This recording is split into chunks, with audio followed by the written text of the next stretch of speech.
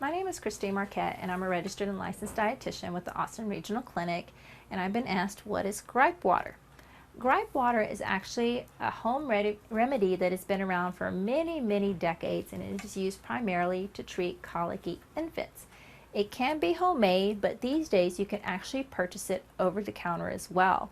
And it can be made from a variety of things. It may have alcohol in it. It may have bicarbonate, which is baking soda. Also a variety of herbs such as chamomile, fennel, dill, mint. All of these items may or may not be in gripe water.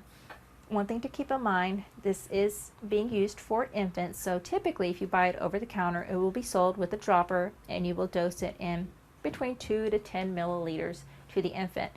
It's best if it does not have alcohol in it. So if you're going to make gripe water on your own, again, make it without alcohol. Just use a purified water and small amounts of the herbs such as the chamomile or the fennel in very, very, very small amounts. Typically this is used because it is thought to actually calm the digestive tract, to actually soothe an upset stomach, decrease nausea, decrease any diarrhea. And in most infants, if other things have been tried and haven't worked, a lot of times gripe water can be effective in decreasing their symptoms of colic.